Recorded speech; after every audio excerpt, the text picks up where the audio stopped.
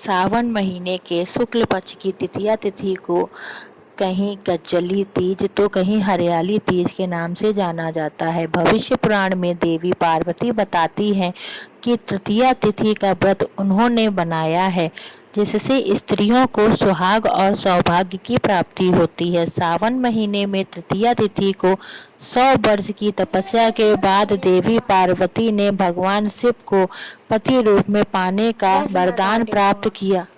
चलिए अब आपको हरियाली तीज की पूजा विधि के बारे में बताती हूँ। हरियाली तीज के दिन विवाहित स्त्रियां अपने पति की दीर्घायु के लिए व्रत रखती हैं। इस दिन स्त्रियों के मायके से श्रृंगार का सामान और मिठाइयाँ उनके ससुराल से भेजी जाती हैं। हरियाली तीज के दिन महिलाएं सुबह घर के काम और स्नान आदि से निवृत्त होकर 16 श्रृंगार करके निर्जला व्रत रखती हैं। इसके बाद मां पार्वती और भगवान शिव की पूजा करती हैं। पूजा के अंत में तीज की कथा सुनी जाती है। कथा के समापन पर महिलाएं मां गौरी के से पति की लंबी उम्र की कामना करती हैं। उसके बाद घर में उत्सव मनाया जाता और भजन व लोक नृत्य किए जाते हैं। हरियाली तीज की पूजा में सबसे पहले हम लोग एक दिन पहले मिट्टी पानी में भिगाकर रख देते हैं। उस मिट्टी को जिस दिन हरियाली तीज होती है उस दिन भोले बाबा और पार्वती जी जोड़े से बनाए जाते हैं। वह आप यूट्यूब पर देख सकते हैं।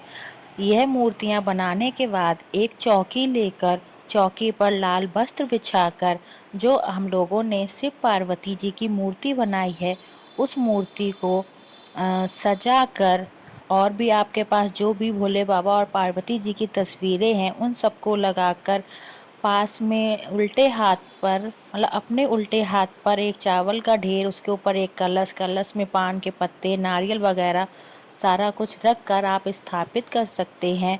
उसके बाद पूजा की थाली में सिंदूर, मेहंदी, नेल पेंट और सुहाग का सारा सामान जितना आप कर सकती हैं तो आप 21 कर लें, और नहीं कर सकती हैं तो आप 5 जो ज़रूरी सामान होते हैं सुहागिन स्त्रियों के वो तो आप रख ही लें, जैसे कि मेहंदी, बिंदी, सिंदूर, महावर, इस टाइप से आप रख लें।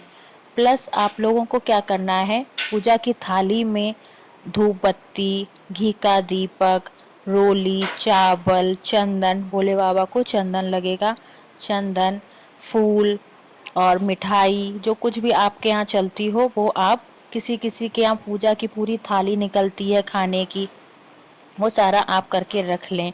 उसके बाद भोले बाबा और पार्वती जी का अच्छे तरह से पूजन करना है आपको, वही चंदन वगैरह, रोली वगैरह लगाकर अच्छी तरह से पूजन करना है, आरती करनी है, भोग प्रसाद लगाना है। और आप जो सुहाग का सामान लेकर आए हैं वो सुहाग का सामान आपको पहले माता रानी को चढ़ाना है। आप चूड़ी लाए हैं तो चूड़ी चढ़ा दें, सिंदूर वही उसी में से नया जो सिंदूर है वही सिंदूर लगाना है आपको, नेल पेंट लगाना है, मेहंदी की कोन है या वो है तो वो मेहंदी लगानी है।